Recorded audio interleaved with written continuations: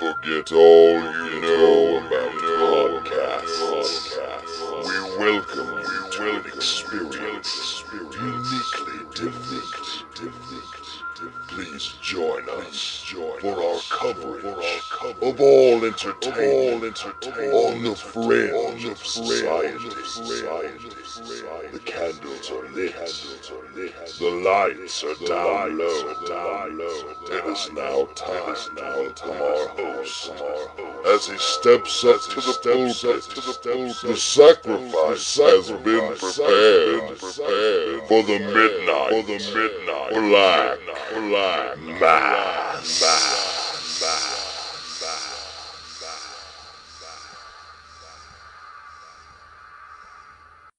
Ghastly greetings, all of my groovy ghoulies. We're well into the month of October, and that means the clock is ticking to Halloween 2014. And this is the Reverend. You're on the Midnight Black Mass, the home of professional wrestling and all other entertainment on the fringe of culture and society.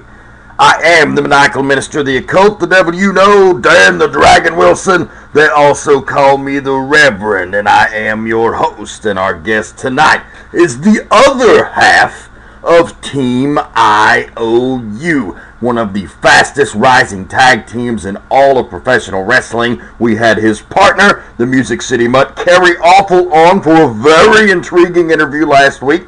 His partner, Nick Iggy, the man-child himself, will be on the program later on here on the Midnight Black Mass in our featured segment. Get the plugs out of the way real quick, rapid fire this week, talking about Empire Wrestling. Where can you find them? Online, empirewrestling.net, facebook.com/Empire Wrestling, or on Twitter at EmpirePW. I'm appearing there regularly. They will return to Chattanooga, Tennessee tomorrow night as we post this online on the on-demand section. That's where you subscribe to us on Stitcher or iTunes at the Potty Humor channel, as well as the YouTube channel, youtube.com/Potty Humor. If you subscribe, you'll know that tomorrow night, October 10th, 8 o'clock p.m., Sir Gooney's Family Fun Center in Chattanooga, Tennessee, Empire Wrestling returns to Chattanooga there, and it will be a big main event and a cool promotion with Cat Country 95.3 FM.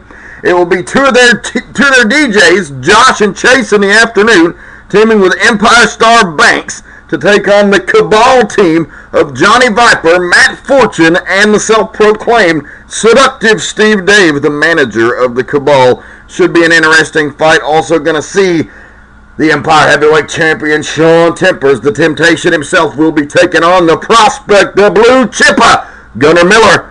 Two horses going to do battle there in that matchup. Going to have Joey Lynch. Going to have a whole lot more on October the 10th, Sir Goody's Family Fun Center. That's tomorrow night as the on-demand program goes on the air.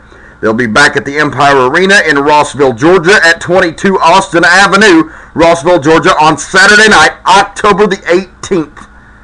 Catch them. Don't miss them. Empire Wrestling, all building up to the big Chasing the Grail event on Saturday, November the 1st. The Chasing the Grail tournament finals will take place on the 18th. That will be Rush going one-on-one with Joey Lynch. The winner will be determined to be the undisputed #1 contender to the Empire Championship. Both men having surprising and extremely impressive performances in the Chasing the Grail tournament, and that's who it ended up. So a #1 contender will be crowned on October the 18th. On October the 26th, I'll be in Red Bank, Tennessee for the AIWF National Wrestling Showcase. You can find more about that at AIWF.net. It's a 3 p.m. bell time at the TWE Arena in Red Bank, Tennessee. That's on Dayton Boulevard in Red Bank, Tennessee. The TWE Arena at the AIWF National Wrestling Showcase. Going to be stars from all over the country coming to converge there on Red Bank, Tennessee on Saturday, October the 26th.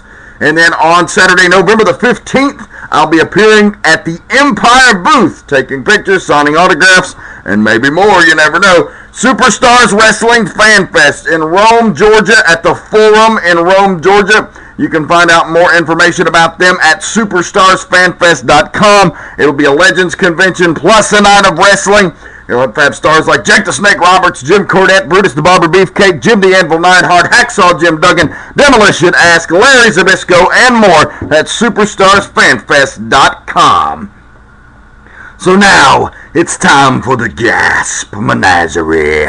And actually, I didn't find any new stories on the dreadcentral.com Gasp Menagerie page, so I just wanted to take this time to talk about horror. It's Halloween. Horror films, what have you been watching? Hit me up on Twitter at Dragons Rejects and let me know what sort of Halloween themed material you have been viewing. I have been digging in deep to the old Hammer film series. Oh yes, the greatest studio in all of Britain. And my money, probably in the history of horror films. I love the classic Universal movies. Don't get me wrong. I have no ill will towards those films at all, but the Hammer films from the 70s struck me in a way that those Universal films just did not. They had the gore, they had the sex, they had the characters that were on the level with Universal, but a little more menacing, a little more evil, a little more real. And actually, YouTube has a host of what I would call the second tier Hammer horror films. They don't have like Curse of Dracula or rather Curse of Frankenstein or the Horror of Dracula. The absolute classic movies they're most well known for, but they have hundreds of others. You can just YouTube Hammer Horror playlist and find a ton of great movies. I'm talking movies like The Vampire Lovers and Countess Dracula and just a whole slew of stuff that they and other great British studios produced. Quick argument, I do have to say, I think personally that their Curse of Frankenstein, that's their part one, their reimagining of the Frankenstein franchise, is the greatest Frankenstein film of all time. It is just horrifying in a way the Universal picture is not. It's disturbing in a way the Universal picture is not, and Boris Karloff is almost a bit too sympathetic as the Frankenstein's monster compared to Christopher Lee. He really comes across as a monster, as something with no redeeming qualities, but then also, in addition to that, Peter Cushing as the Dr. Frankenstein, absolute total heel, just so evil and so sinister and such a fucking horrible son of a bitch. That movie is my favorite Frankenstein movie of all time. I think it's the greatest. Let me know what you think on Twitter at Dragons Rejects. Gonna bring back the Muji Movie Minute for Halloween this year. Probably shooting for next week's episode and maybe even the week after that. We're actually going to take in a viewing of the new Ty West film, The Sacrament, tonight. That's the director of a movie we loved on the previous Muji Movie Minute episodes called House of the Devil. And he came back with a decent sequel in a movie called The Innkeepers, but this is the third time's the charm, in my opinion. It's about a crazy religious cult. It looks really good. It's produced by Eli Roth, but a producer typically is a financier in something like this. So as long as Ty West is the director, I think we've got good potential, but we'll let you know. That's right, we're going to bring back the Muji Movie Minute for Halloween this year in 2014. All right, folks, it's time for the Revs Rant. Work for what you believe you are worth, but try to understand all sides of the business. I often see veteran wrestlers lamenting the younger generation that are chiding them or admonishing them because they work for sometimes little pay, sometimes no pay, depending on the circumstances. You should certainly try to get what you're worth, but payment, especially in independent wrestling, does not always come from a monetary source, especially when you look at the entire landscape of the business. I want to know how many of these people who profess to make a living on the indies, who are not former WWE stars or somebody who had a big run somewhere where they're clearly going to continue to draw a fan base that they developed because they were in front of national audiences week in and week out.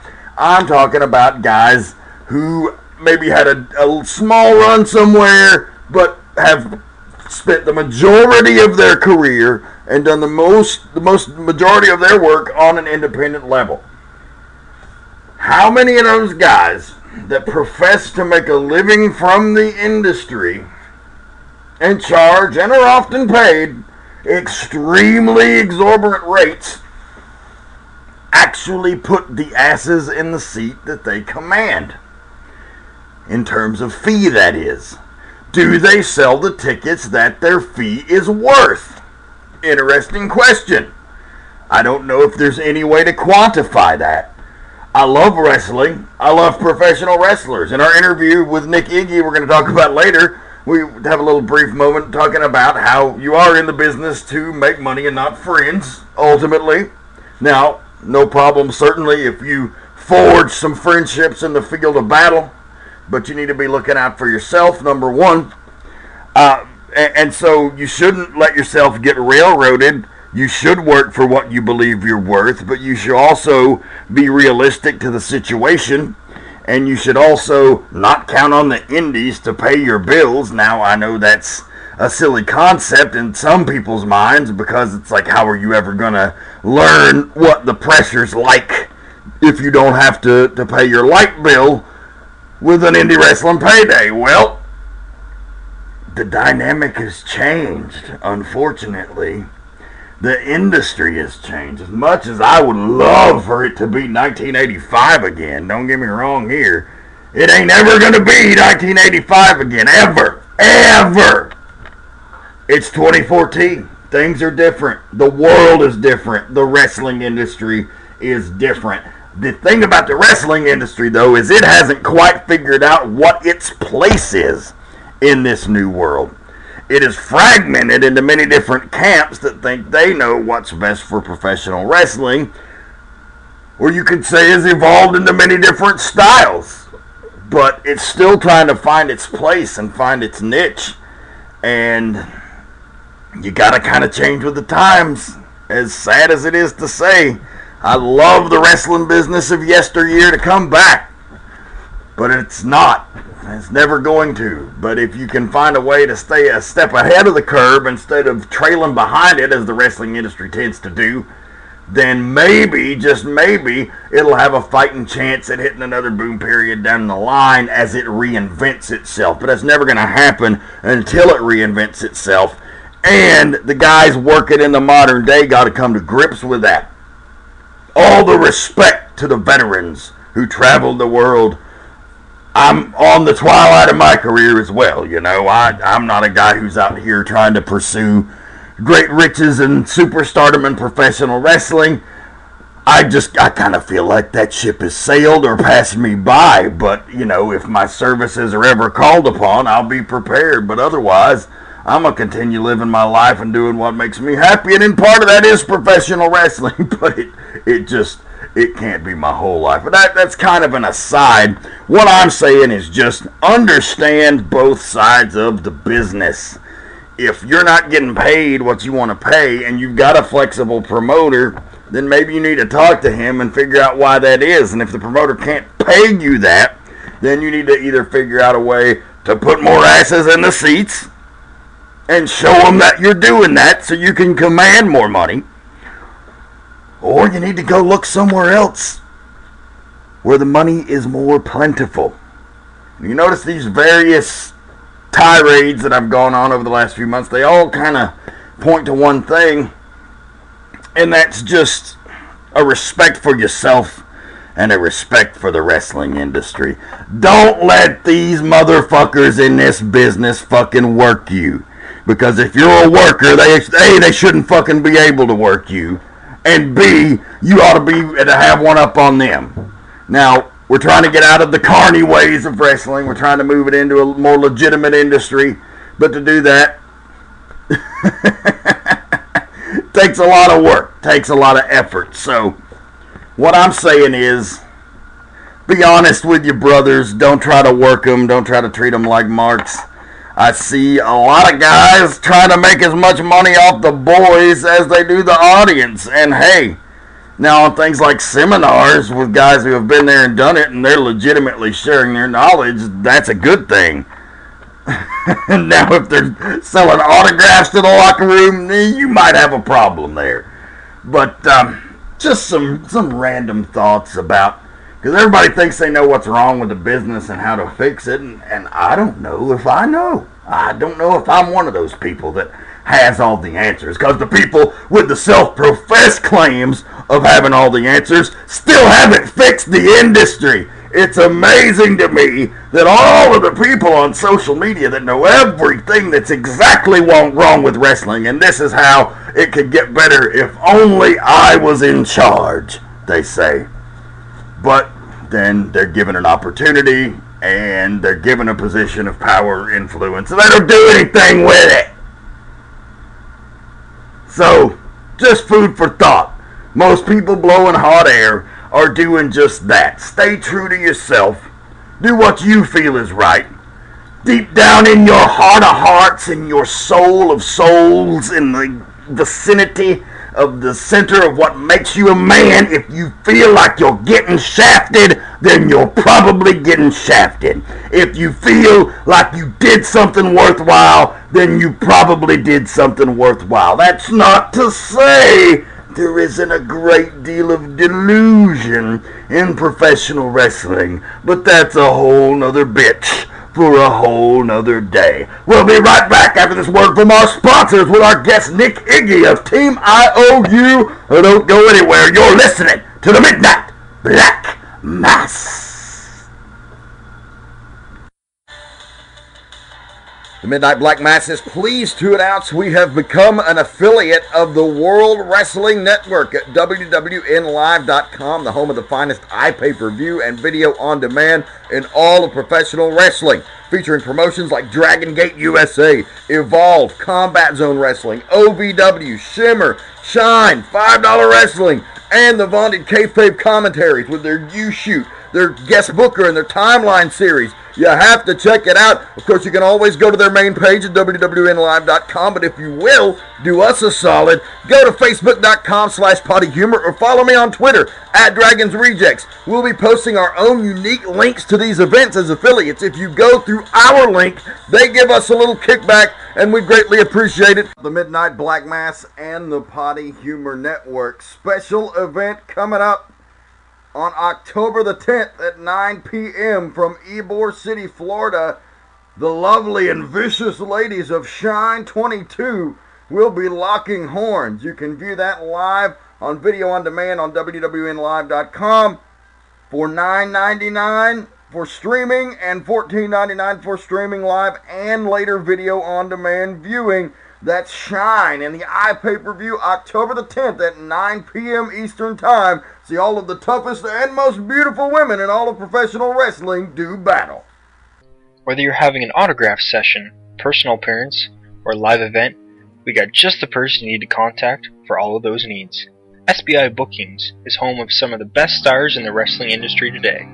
They provide you with the best talent this business has to offer, from Kevin Nash, Larry Zbyszko, Scott Steiner, and many, many more. So who will you contact next time you're planning an event? The men of SBI Bookings.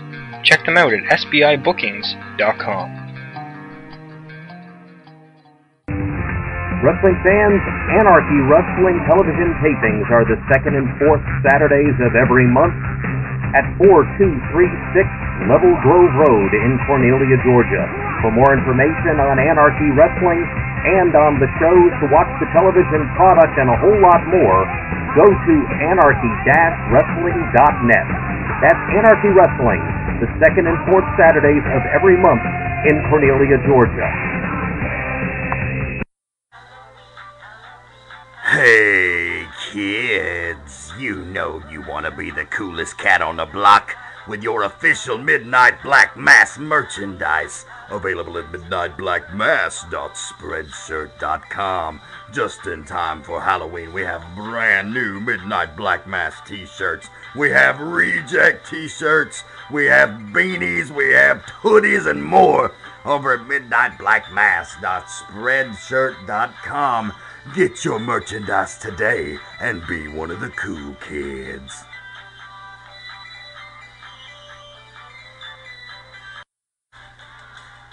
Where can you find 24/7 pro wrestling, MMA, talk radio, and more?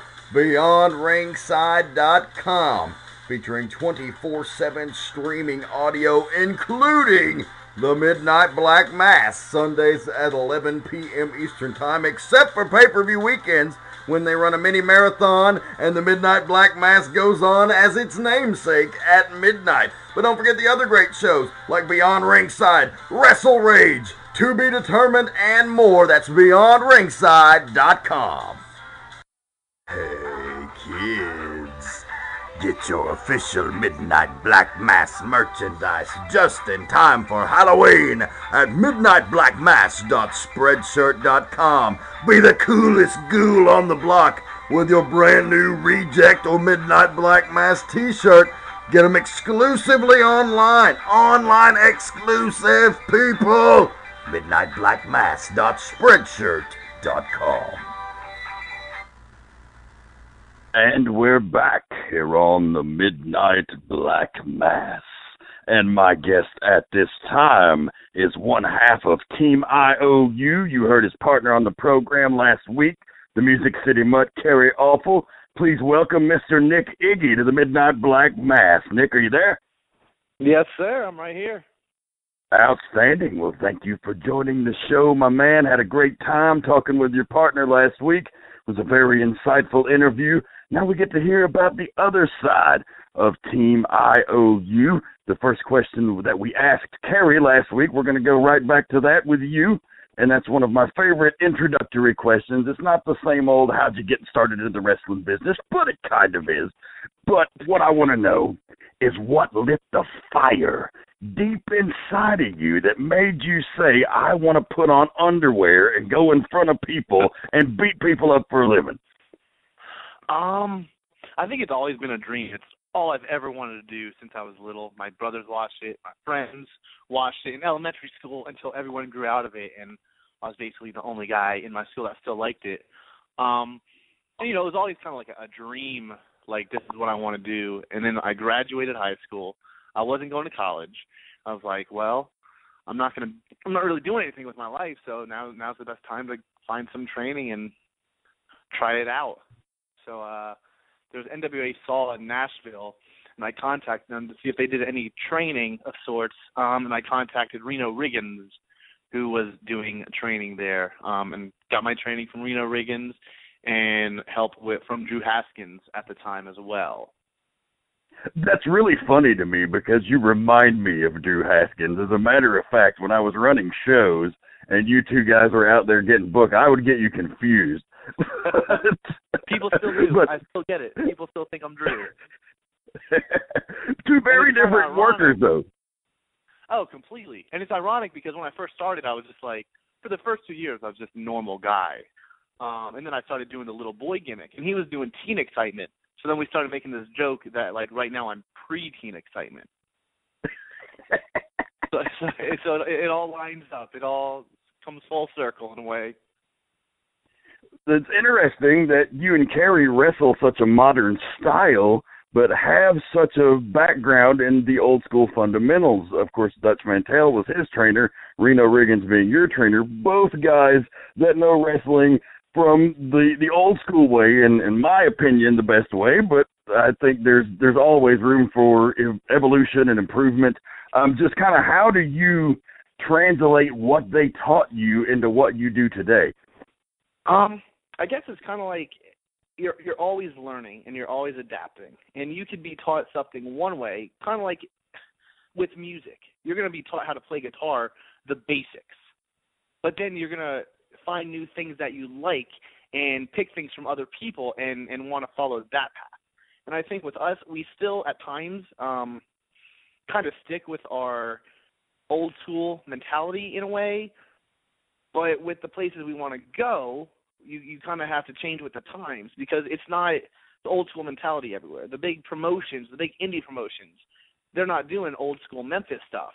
They're doing high spots. They're doing more interaction stuff. So it's just kind of following along and trying to keep up with the times, basically. That's smart, and I think that having that foundation gives you guys a step ahead of other guys who might be of a similar experience level, because you can switch gears and you can kind of read an audience, which is what where the old school style will teach you, is that, you can kind of give them what they want when they want it, instead of going out there, well, we're going to do this, and damn it, if it doesn't get over, then screw it, no, you're going to do what the audience wants. You'll adapt to it, and that's a great thing. The Nashville wrestling scene is one of the most interesting that I have ever been a part of. Now, you seem like a fairly normal guy. You don't seem like the kind of guy that would hang out at the Nashville Fairgrounds wrestling matches. I'm not in the locker room even, but as a fan. So, what was your impression when you walked into this world that kind of still is like a carny circuit in the 30s? Yeah. I don't know how to describe it. I really don't. I guess taken aback a little bit to see how everyone is. But through any walk of life, you're going to meet people that are different in their own special ways. But like I was saying, you have to adapt to it. And if you want to make it in any sort of business, you can't be weirded out by people or what people do or how people act. You have to adapt and kind of be like, act normal. And Reno and everyone that I've ever really talked to, it's like, keep your mouth shut, your ears open, and your back against the wall. So I'm not going to judge someone for doing something or comment on how they're acting. I'm going to listen. I'm going to watch how the people that are more known are acting and the people that are less known, how they're acting, and try to make a path for myself to get better known by following the people that are doing it right or doing it. So I'm not trying to go in there when I first started and seeing everyone with how they acted and just trying to fit in. Now, there's times where you want to go and fit in and where you want to be friends with guys, but as most people tell you, this isn't a business to make friends. You're trying to make money. But at the same time, there's a time where you can have fun, and there's a time where you have to be in business mode and be serious. And I think I try to find a good mixture of that, where it's not too judgmental on people with how they are. So I think I've always kind of had that mindset. Yeah, it's important to do that, to be able to blend into wrestling. Of course, Nashville is a little different than some of the other towns and areas. It's kind of unique in its own way. I think it helped getting my start in Nashville, because you get a little bit of everything. So you're kind of adapted to everything before you kind of go out there. Yeah, I'd say so. I'd say once you experience the various promoters and the crowds and all of the unique fun that comes with Nashville wrestling, you're probably prepared to handle pretty much anything any other promotion or region is going to throw at you. Yeah. You've already done the worst. You've already experienced the worst. So anything else is smooth sailing. Absolutely. So, Kerry gave us a little bit of background on how Team I.O.U. came together. Did you grow up a fan of tag team wrestling? Was it a marriage of convenience that you turned into success, or was it something that you envisioned from the get-go? It's not. I always saw myself being a singles wrestler. I've never thought I'd be a character that pretends he's a boy. I didn't think I was going to do that at all. I was pretty much going to be happy doing anything, whether it was tag team or singles, just as long as I'm out there and entertaining people. But I guess we were kind of thrown together as a tag team, and we thought it was going to be a one-night thing because we were working for Tony Falk at USWO, and we just got done with a feud where it was him, Justin Granberry, and Chris Norte, and it was pretty much me on my own. But at the very last night we were there, Kerry kind of turned on them, joined me, being the good guy he is, and then we went to NWA Saw the next week. So once we did that, they threw us together as a tag team, and we won NWA Saw titles the first week we were there. And we thought it was going to be a one and done, but they actually put the titles on us and kept us at the tag team. So we're like, you know what? We're friends. Let's roll with it. You really have something unique. we were talking about it last week, and the boy and his dog thing is really, it connects on so many levels. You know, I was referencing Adventure Time, but then he was like, well, you know, there's also Stewie and Brian, and you know, just all of these various boy and his dog combinations that people relate to, and I think it's perfect that wrestling has one. Oh yeah, I think there's shades of every boy and dog duo in our partnership. And I think everyone's had a pet that they love, and their pet loves them right back. So I think anybody can relate to that. Now, not that their pet is an actual human being, but at the same time, you can see the relation of what me and Carrie try to portray about a boy and his dog, and just being your best friend. And even if you don't look at it like a boy and his dog, it's two guys that are best friends that trust each other with everything they do. So even if someone doesn't have an animal or a pet, they can still relate in that aspect. Yeah, that's a fact. Just not enough good tag teams out there these days. So I really like it when I see a breath of fresh air with guys like you. There's a lot of them coming up, but tag team wrestling has kind of been kicked to the back burner as far as a focal point. And let's face it, a tag team is harder because you got to get two guys booked, you got to get two guys paid, you got to split money, You got to really make it a working relationship. Has that been something that's been an easy transition with you and Carrie? There's been times we've had a lot of great people to talk for us. Mickey Knuckles, the Hooligans, just a lot of really good people that have kind of put in a good word for us to be like, hey, if you guys want a tag team, this is the tag team to bring in.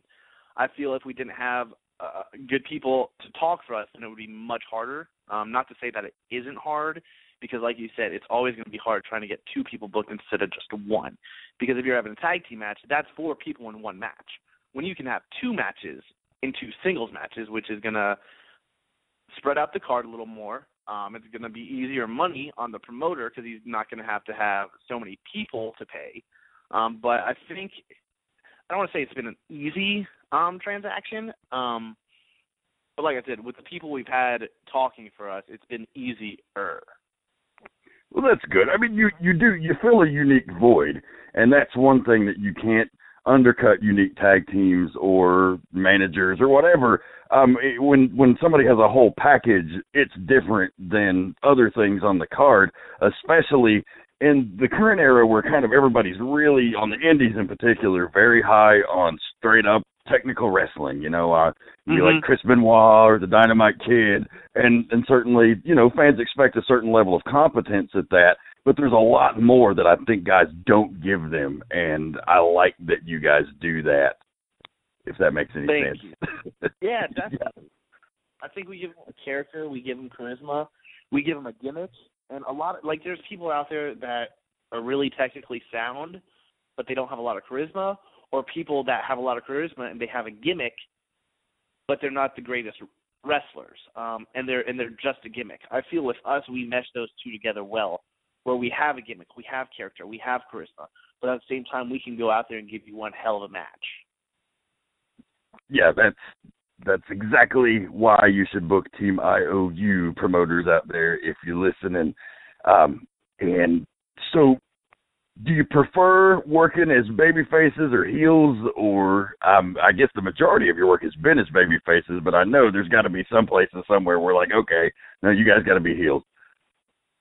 Yeah, there's been places where we work heel, not for a long amount of time, just because I feel that we do better as babyface, especially with this gimmick. It gets over so much better as babyface. Fun working as a heel because sometimes you might be having a bad day and you just want to get under people's skin. And instead of just going out there and being like, hey, I'm friends with everyone, when you're just pissed off at the world. But at the same time, you have to go there. You have to give people what they want, and you have to entertain them. So you kind of have to put your personal life on the back burner and go ahead and make sure that they're getting their money's worth and they're enjoying themselves. I like being babyface better because I mean you're making someone's day. Like if you're a babyface and you just look at a kid and give them a thumbs up, and you see that smile light up on their face. They could have been having the worst day at school that day, and just seeing that smile and giving them a thumbs up or a high five, that could change their whole day. And you can't do that as a heel. You can just make their day worse, basically. Unless you lose or something and the babyface does something to you, but having that power as a babyface to just change their day and make them happy, it just means so much. Yeah, it's interesting because there's certain aspects of working on either side of the fence that are easier than others. To me, as a babyface, it's hard because you're really trying to bank on these people to genuinely like you and find something about you that they can connect to, whereas a heel, either insult them or, any number of bottom-of-the-barrel tactics to at least get the ball rolling on the heat. Whereas as a babyface, if they're not connecting with you or believing in you, you can't buy the affection. You can cheat or shortcut your way to the heat, but you cannot buy the affection. It's true. But at the same time with that, I feel with fans are so gray these days because you have so many fans that are cheering the bad guys and booing the good guys. And it's like, guys, just go along with it. They're smart marks, and they know that it's part of the show and it's entertainment and it's an act. But at the same time, go in there and don't ruin it for everyone else there. Just boo me if I'm a bad guy or cheer me if I'm a good guy. I feel that would make the atmosphere so much better. Yeah, that kills me because, they're like, well, I'm cheering you because I love what you do and I think you're an awesome heel and you're great at your job. I'm like, well, I appreciate that. But since you understand all of that, it would be way cooler if you booed me. Yeah. As a heel, if you're trying to get people to hate you and they're just cheering you, it just kind of gets under your skin. It's like, do I have to do I have to punch a baby for you to hate me? It's like, what do you have to do to get someone to actually hate you? And there's people that will boo you still, but at the same time, in this day and age, it's so much harder. Yeah, it definitely is. Babyface getting cheered. Definitely harder to be a heel now too, because you see beheadings on the news. I'm going to pull the trunks, Yeah. So we talked about the influences on the characters of Team IOU and how that came about. But what about in ring? What were some of the guys that you looked to say, that guy's style really impacts me, or I kind of want to model myself after this skeleton of a worker?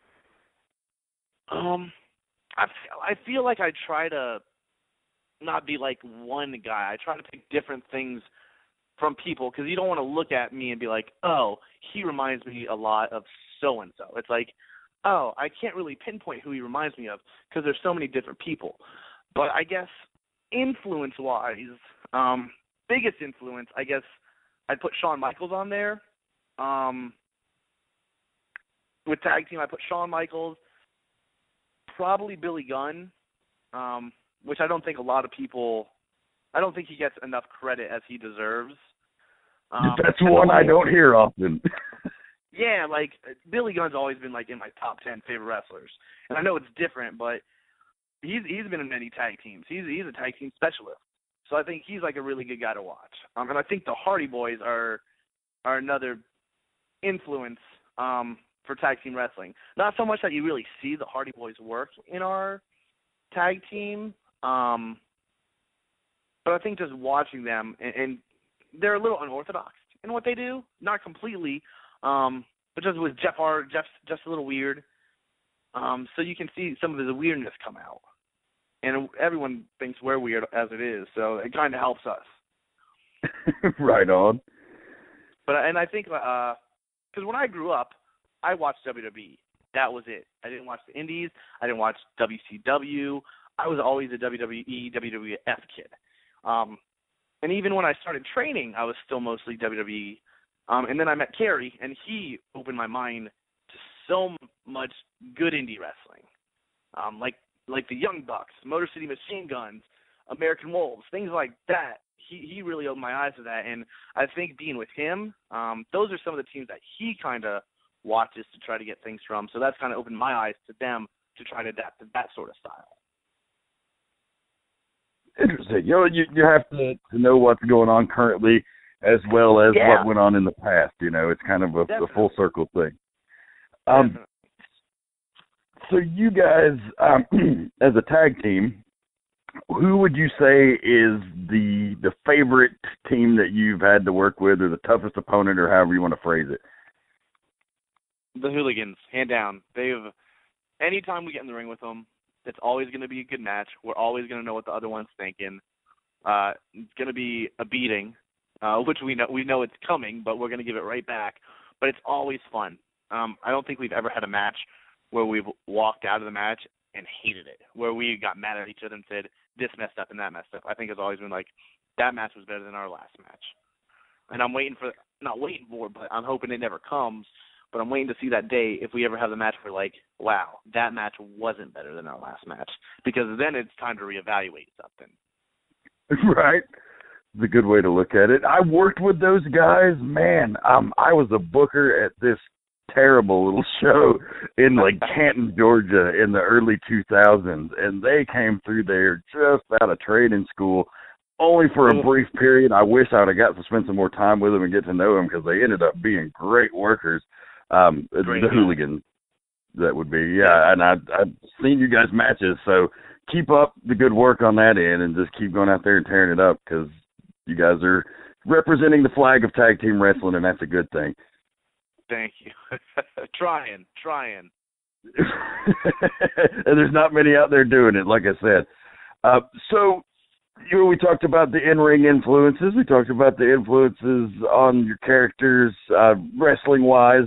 So how much of the man-child gimmick did you pull from your own personal experiences as well? They always say the best gimmicks are a part of you. How can you take something so out there and put a piece of you in it to where it connects with people? I feel a lot of it is me. I don't want to say dumb it down. Trying to think of the right wording.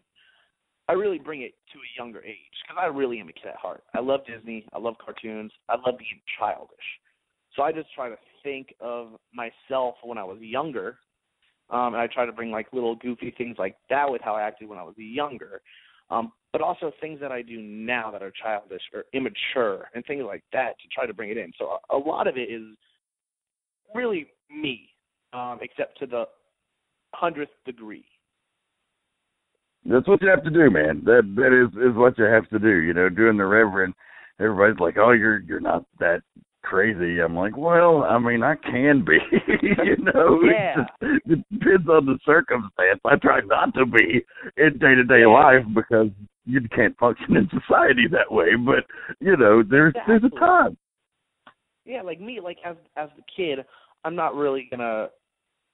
If I go and try to apply for a job and I act like a little boy, I'm not going to get that. If I try to go on a date with someone, I'm not going to get that acting like a little boy.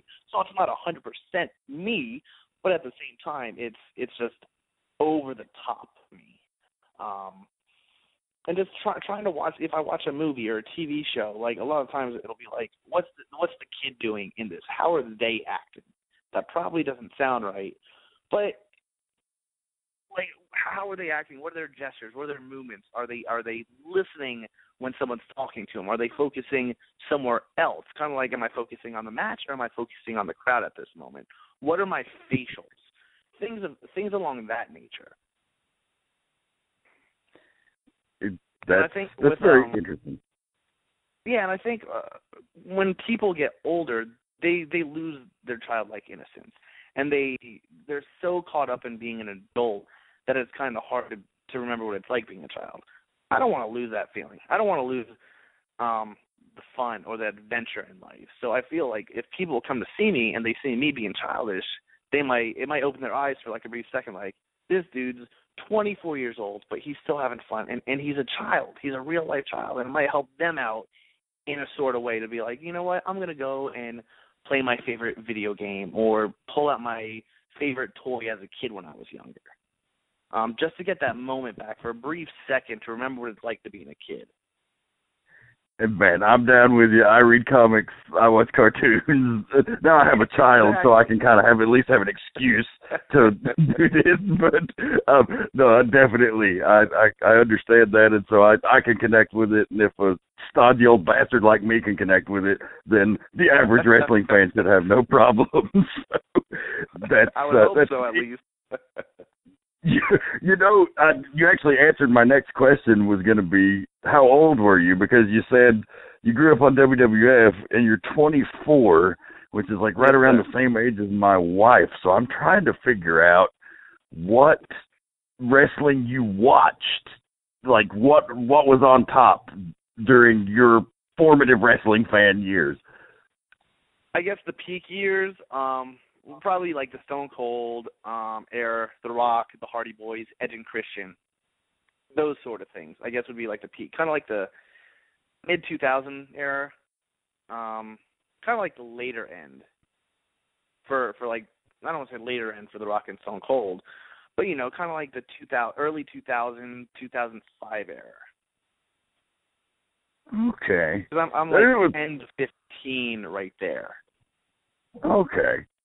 I mean, that was a good era. It was a good era to be involved in. There was some good wrestling then. Yeah. A lot of people I talk to are like, they've missed the 2000 era. Like, they're like, I didn't watch like 2002 to 2000 something. Like, when R-Truth was first there, or La Resistance, or Kento Suzuki, who a lot of people don't remember. But like, kind of like odd, like different characters. Like, people miss like a whole era of time. Where I guess like wrestling just kind of went downhill a little bit, and so people just tuned out for a few years. Yeah, that was like, if I'm not mistaken, the Benoit thing happened not too long after that, and I think that just turned people away from the business in droves for a while. But like anything, they come back around. Always, they'll always come back. And that's the one thing about wrestling. It's that unique American art form, man. They say, well, that Vince killed the business by exposing it as a work in the 80s, but there are documented newspaper results going back to like the 30s where people were speculating on the legitimacy of wrestling. And even there's a famous story that the results for one of those old, like, Chicago Fred Kohler promotions way back in the 20s or something, where they released the results accidentally the day before. And so, man. It's like people have really kind of always known wrestling was not on the up and up, and I think as long as you don't slap them in the face with it, they don't care, just like a movie or anything else. Exactly. I feel like now most people know. So if you're not trying to play it off like, oh, you guys are stupid, it's real. I'll never use the word fake. I'll never use the word fake to describe wrestling. Predetermined, scripted, maybe. But people are intelligent these days. Once it's already out of the bag, you can't put the cat back in the bag. It's already exposed. So just give them the best show you can and entertain them, and they'll be okay with it, whether there's oddball characters. You're going to watch TV. You're going to watch movies. They're not really like that, but you're still going to get sucked in, and you're going to enjoy it. Same with the actors. They treat the material with respect in great movies and TV. Same goes with wrestling. Is if the performers and the writers or the bookers are treating it with respect and respecting the audience, then they're not going to care that it's not real, in my opinion. Yeah. I'm right there with you. I agree wholeheartedly. Well, we're wrapping up here. A pretty interesting interview with you, man. I got to say, I didn't know you very well going into this, and I always like to. Podcasting is good for reacquainting yourself with guys that you've worked with over time and just catching up with them, and it's also good for getting to know new guys, and it's been quite an interesting interview. As we're getting down here towards the end of the interview, we don't have a firm cutoff time here, but I just wanted to make sure you had plenty of time to plug any upcoming appearances, where they can find you. And actually, I did have one last question before we get into that. I forgot to ask about the Team I.O.U. comic book. Being a comic book fan, that was one thing I saw with you guys when you were down at Empire Wrestling in Georgia that really struck my eye. You had the merchandise out there on the table. So many guys let dollars and upon dollars walk out the door every night because they don't have the merchandise on the table. But not only did you have the merchandise, you had something unique. And that was a comic book about your tag team. So would you tell us just a little bit about how that came about?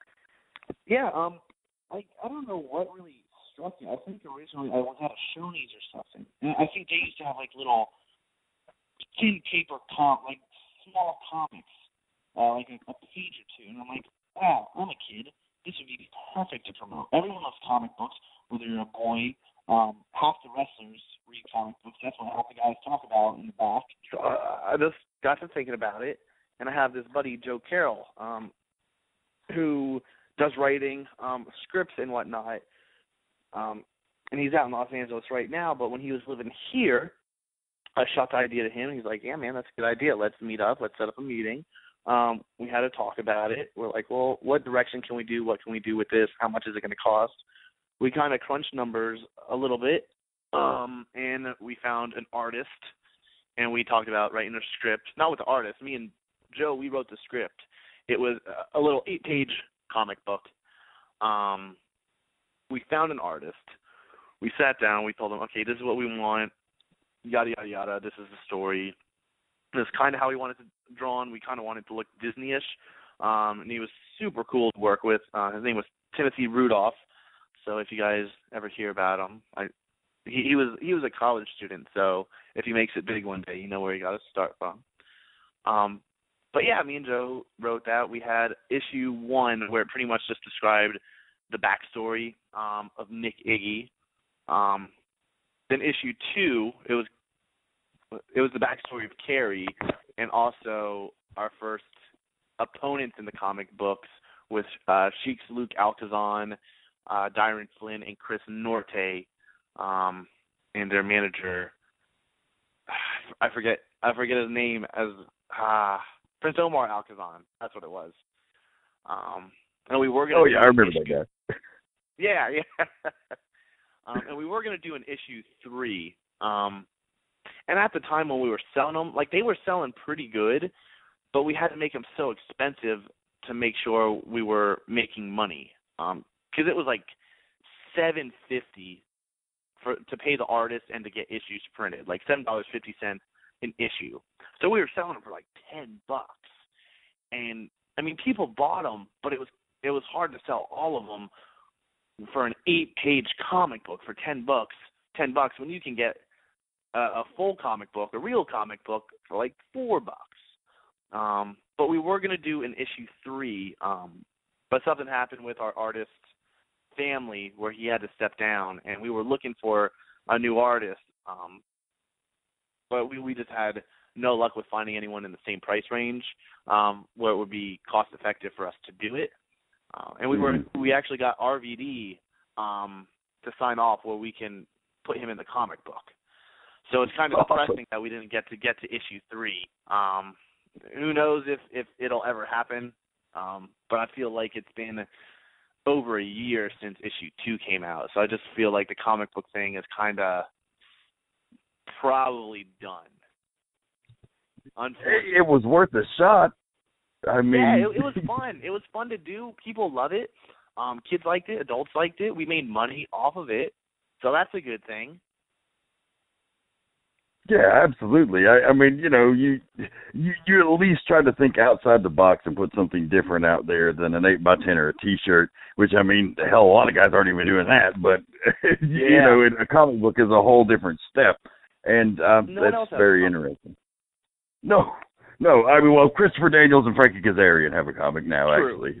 True. But I don't think anyone else does. Yeah.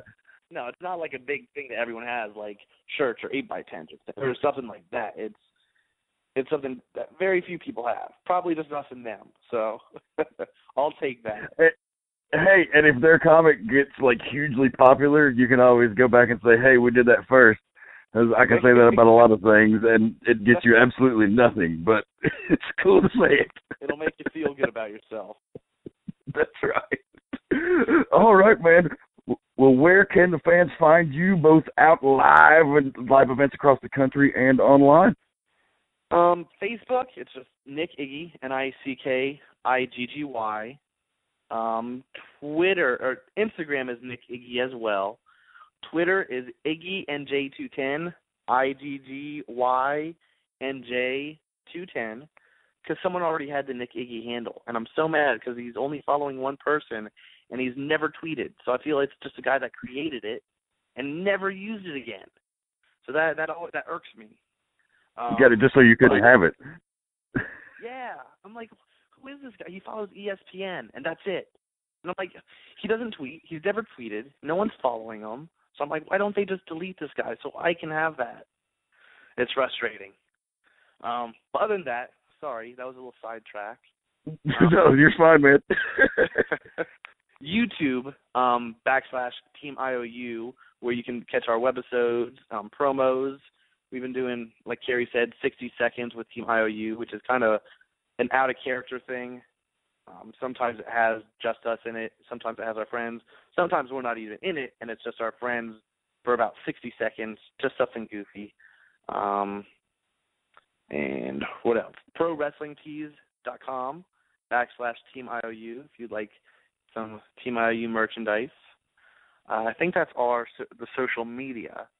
I don't know when this is going to air, but I know this Saturday, we're at NWA Smoky Mountain, facing the Heat Seekers, Sigmund and Elliot Reed. Elliot Reed, I think his name is. I could be wrong. Next weekend, we're at Proving Ground Pro in Havana, Illinois. I think the following week,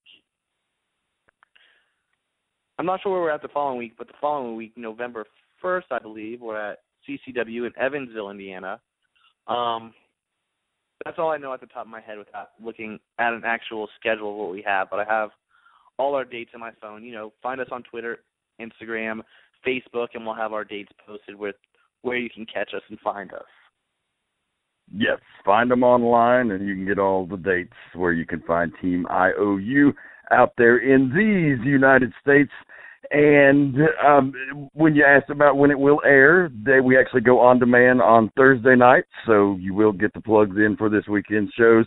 We do have a broadcast version that airs on Sunday nights, so it won't quite meet those, but all of our subscribers on iTunes, Stitcher, etc. will know all about it. Awesome. So, well, I really appreciate you taking the time, man. I want to wish you the best of luck, both you and Carrie both out there on the road. Stay in touch and keep us posted on what's going on. Yeah, definitely. Thank you for having me. Hopefully everyone tunes into this. Hopefully it gets a lot of hits. I want the good stuff for you as well, not just me. Hey, we appreciate that here, man. Absolutely. Well, hopefully we'll run into each other sooner than later, man. It's been too long. It has been, man. I really hope to see you out there on the road somewhere. Definitely. All right, man. Take care of yourself. Thanks again for having me. You too. Oh, yeah, man. My pleasure. Thanks. Bye-bye. All right, ladies and gentlemen, that was Nick Iggy, the other half of Team IOU. Now we have delivered on a full tag team in consecutive weeks here on the Midnight Black Mass, a first in the program, here taking place on Volume 5. So we'd like to thank everyone for joining us this week. We are out of time. I want to tell you to keep one foot in the gutter and one fist in the gold. This is the Reverend, and I'm out.